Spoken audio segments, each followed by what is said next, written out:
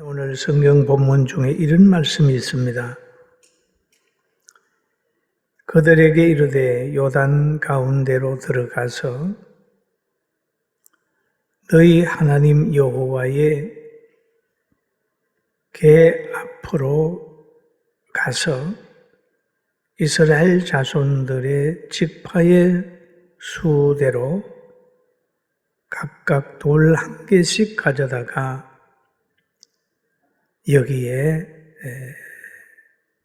어깨에 매라. 이것이 너희 중에 표정이 되리라. 후일에 너희의 자손들이 물어 이르되 이 돌은 무슨 뜻이냐 하거든 한 말이 있어요. 무슨 뜻이냐 하거든. 이 돌무덩이를 보고 이것이 무슨 뜻입니까? 물어보거든 그때 요단강이 갈라진 것을 설명을 해라. 하나님이 우리 민족을 이렇게 사랑했노라고 설명을 해라. 그 설명을 할 수 있는 환경을 만들어라. 모형을 만들어라. 모든 걸 쌓아놓아라. 그런 얘기죠. 이스라엘 백성들에게 그 출애굽시키고 가나안에 들어가서 살게만 하신 것이 아니라 늘 살면서 애굽에서 어려운 일 당했던 것을 생각하고 살아라 그래요. 생각하고 살게 하는 방법이 유월절을 지켜라. 그렇게 얘기를 했습니다. 그리고 오늘 보면은 본문에 그런 말이 있어요. 여호수아서 4장 6절에 보면 이것이 너희 중에 표정이 되리라 라는 말을 합니다. 후일에 너희 자손들이 물어 이르되 이 돌들은 무슨 뜻이냐 하거든. 무슨 뜻이냐 하거든. 그럴 때 벗개를 맨 제사장들이 요단강에 들어갈 때 물이 갈라졌다. 그런데 벗개를 맨 제사장들이 요단강 안에 서 있을 때 흐르는 물이 중단이 되고 그럴 때 그 안에서 끌어낸 돌이다 라고 하는 설명을 하기 위하여 돌무덩을 만들어놨어요. 홍해를 갈랐던 그 하나님을 기억하고 출애굽시킨 그 하나님을 기억하고 요단강을 갈라서 가나안에 들어오게 했던 그 하나님을 기억해라 라고 말씀하시면서 절기를 지키라고 한 부분들이 있습니다. 그런데 이스라엘 백성들에게도 보면 두 절기를 강조를 많이 했습니다. 출애굽의 사건과 요단강이 갈라졌던 사건에 대한 것을 강조를 많이 했어요. 요단강의 사건을 보면은 개를 맨 제사장들이 여호수아의 말대로 물을 딱 밟으니까 물이 쫙 갈라졌습니다. 그리고 그 밟아서 갈라지니까 쭉쭉쭉 들어가서 가운데 딱 서는 거예요.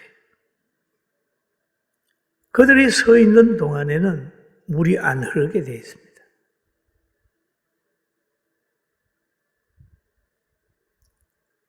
그리고 또 보면은 그 이스라엘 백성들이 출애굽에서 나와가지고 살아가는 가정들을 보면서 이들이 왜 이렇게 기뻐하는가? 우리도 뭐 해방을 기뻐하고 그들도 왜 출애굽되는 것을 그렇게 기뻐하는가 하는 걸 가만히 생각을 해보면 그들은 신앙의 자유를 얻게 된 겁니다. 그 애굽에 있으면은 신앙의 자유가 없어요. 행동의 자유도 없습니다. 왜? 종이 무슨 행동의 자유가 있겠습니까? 자연을 양육할 양육의 자유도 없어요. 출애굽하기 전에 한 상황을 가만히 한번 살펴봅니다. 모세가 태어났을 때만 해도 남자아이가 태어나면 죽이라.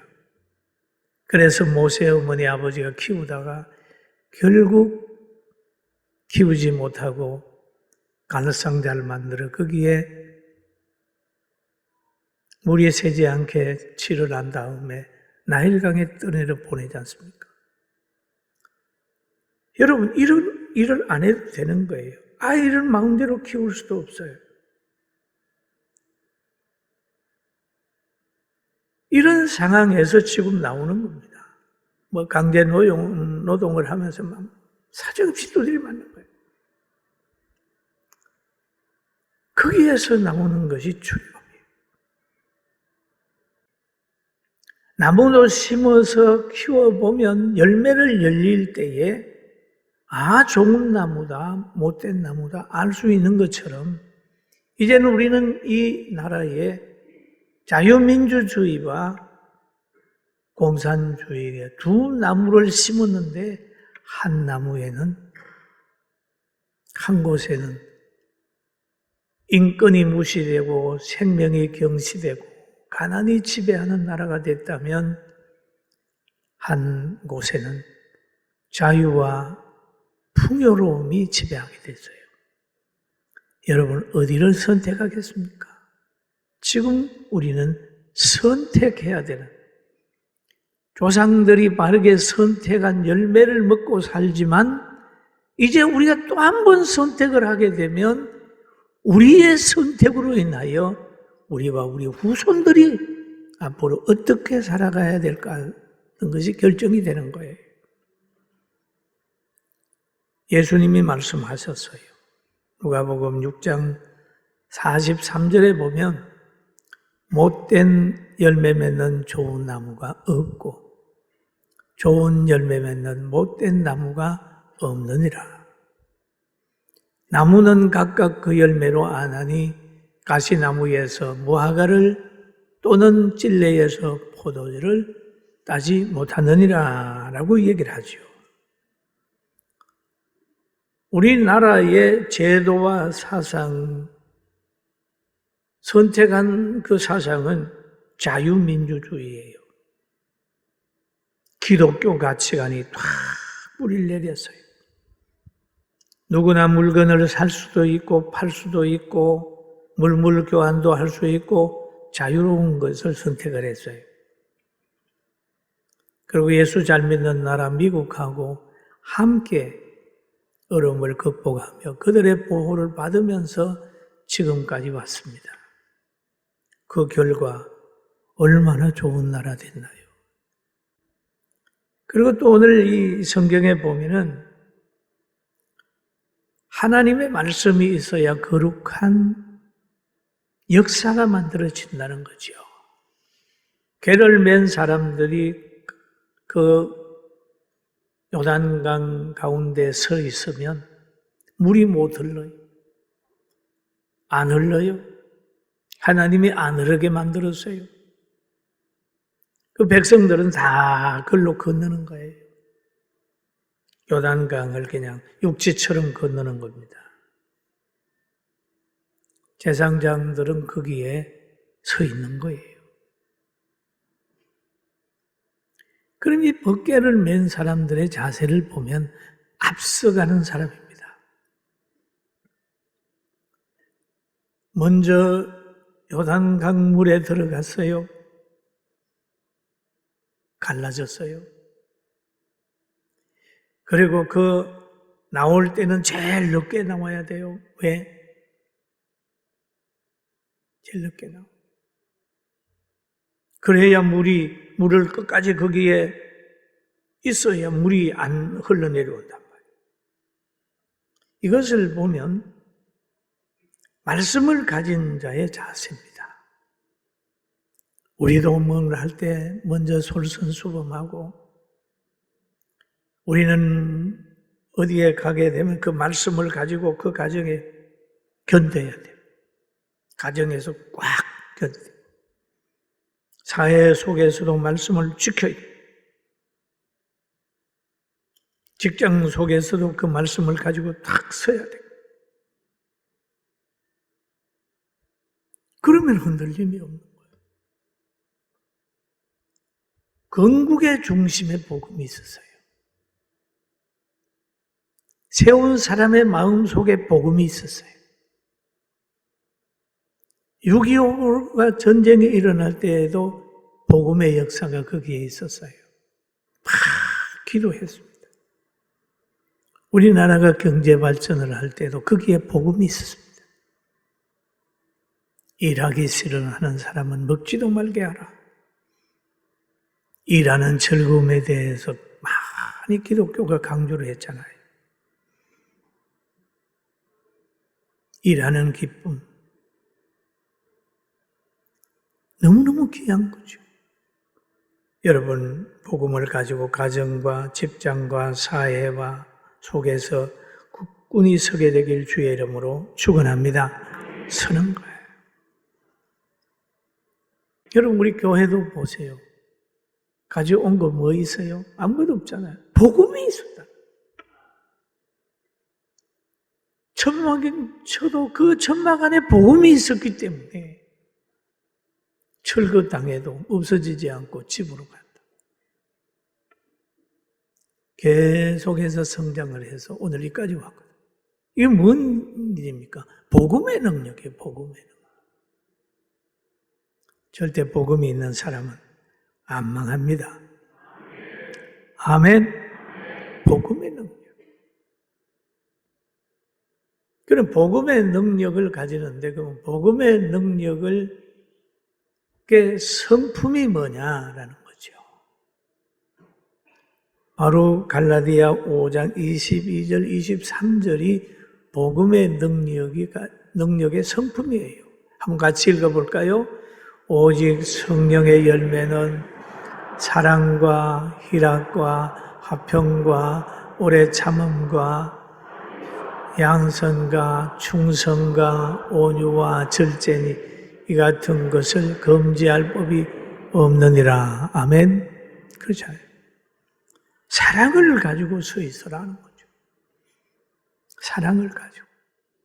여러분 가정이 아무리 어려워도 사랑을 가지고 거기에 있으라는 거예요. 기쁨을 가지고 거기에 있어 보라는 거죠. 분쟁보다는 합평한 마음으로 한번 서 있으라는 거예요. 문제 있는 곳에 그 마음을 가지고 다 서 있는 거예요. 온유하는 마음을 가지고 있으라는 거죠. 그러면 여러분이 있는 그 장소는 기쁨의 장소가 되고 사랑과 화평이 있는 장소가 되는 거예요. 할렐루야. 법궤를 가지고 요단강 중앙에 탁 서는 거예요. 하나님이 주신 가치관을 가지고 서는 겁니다. 사랑을 가지고 서 있고 희락과 화평과 충성과 이런 가정을 가지고 서 있다고 하면 가정에 불화가 있겠어요? 하나님의 역사는 행동하는 사람, 순종하는 사람을 통하여 기적이 나타나는 거예요. 법궤를 메고 순종할 때 요단강이 갈라지고 요단강 바닥에 있는 돌이 이제 다 직파에 한 사람씩 나와서 들고 어깨에 메고 나가서 묻어놓으면 역사의 기적의 현장을 보호하는 하나의 기념비적인 역사가 나타난 돌무덤이 되는 거죠. 여러분, 100톤의 지식과 생각보다는 단 1kg의 행동이 역사를 바꿉니다. 말 잘하고 많이 알고 그런데도 행동하지 않고 해보세요. 이건 죽은 믿음이에요. 죽은 믿음. 큰 고래라 할지라도 죽어버리면 물에 떠들어가 버려요. 행동하는 믿음, 살아있는 믿음, 실천하는 믿음. 이것이 기적을 만들어내니까 우리 작은 힘이라도 순종하면서 하나님께 영광 돌리게 되기를 주의 이름으로 축원합니다. 행동하는 믿음, 살아있는 믿음이에요. 그리고 또 성경에 이런 말이 있습니다. 출애굽기 12장 13, 4절 같이 한번 보실까요? 너희는 이 날을 기념하여 여호와의 절기를 삼아 영원한 규례로 대대로 지킬지니라 라고 얘기를 합니다. 이 날은 무슨 날입니까? 하나님이 이스라엘 백성을 해방시킨 날이에요. 그럼 우리는 해방절도 기억을 해야 되고 이스라엘 백성들이 기억해야 되는 것처럼 우리는 대한민국 사람이니까 대한민국의 해방을 기억하는 거예요. 이건 애굽 사람하고 관계가 없어요. 애굽 사람에게 출애굽하는 날은 저주의 날입니다. 왜? 장자가 다 죽은 날이에요. 그러나 이스라엘 백성들에게는 희망의 날이요, 감사의 날이요, 승리의 날이에요. 우리가 예수 믿고 구원받아가지고 이렇게 즐겁게 얘기를 하지만 불신자들에게는 즐거움이 0.1%도 없어. 왜? 관계가 없잖아요. 나의 즐거움이 저들의 즐거움도 될 것이다. 그게 아니에요. 예수 그리스도가 십자가 지시고 사망의 권세를 이겼을 때에 사망 입장에서 보면 진 날이란 말이에요. 우리는 신앙생활 하면서 세상 사람이 알아주기를 바라지 말고 하나님이 구원시켜 주신 것 감사하면서 돌던짐을 당하든지 미움을 받아도 변함없이 하나님 따라가게 되기를 주의 이름으로 축원합니다. 아멘. 어리석은 사람은 그럴 수 있어요. 야, 우리 출애굽했는데 애굽 사람은 어떻게 생각하냐 물어보세요. 아, 기분 나빠. 그럴 수 있잖아요. 안 믿는 사람에게는 너 교회 어떻게 생각하냐 그러면 아이 교회 뭐 어떻게 그렇잖아요. 그 왜 물어봐요? 평가를 어떻게 하든지 관계가 뭐 있어요? 그렇잖아요. 저 일본 사람에게 가서 강목절 어떻게 생각하냐? 기분 나쁜 날이네. 우리는 좋은 날이잖아요. 구원받은 사람, 우리가 누리는 것은 정말 귀한 거기 때문에 하나님만 아시고 우리 자체가 즐거우면 되는 거지 다른 나라 사람 어떻게 생각하든지 하나님이 우리를 구원시켜줬고 역사했다는 걸 알고 영광을 돌리게 되길 주의 이름으로 축원합니다. 그러니까 출애굽되는 것을 보면요. 전적인 하나님의 은혜였어요. 이스라엘 백성의 출애굽도 하나님의 가운데 됐죠. 그러면 우리의 오늘은 어떻게 됐느냐 하죠. 성경을 한번 보겠습니다. 에베소서 2장 1절에서 5절 한번 같이 볼까요? 시작. 그는 허물과 죄로 죽었던 너희를 살렸었도다. 그때 너희는 그 가운데 행하여 세상의 풍조를 따르며 공중의 권세 잡은 자를 따랐으니 곧 아들들 가운데 역사하는 영이라.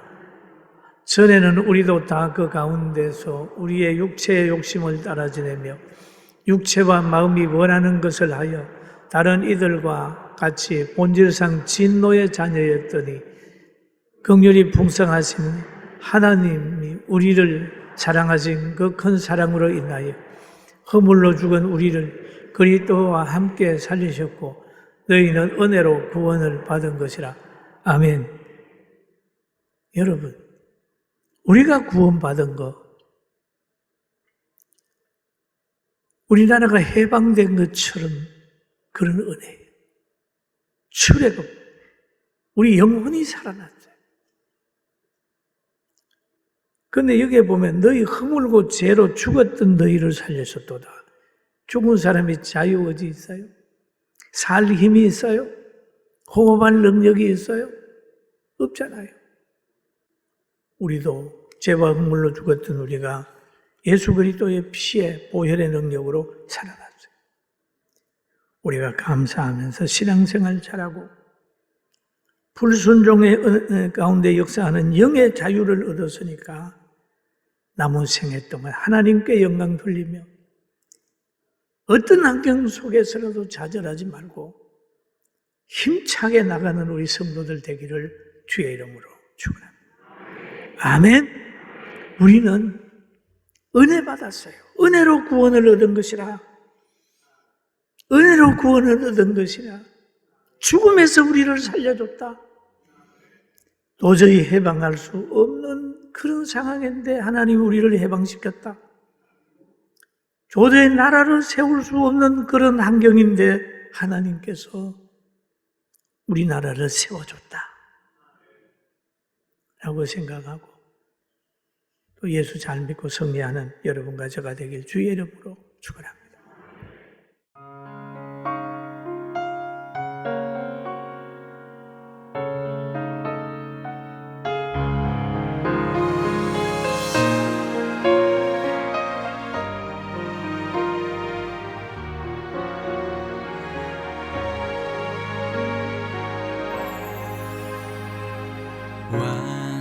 완전한 사랑 하나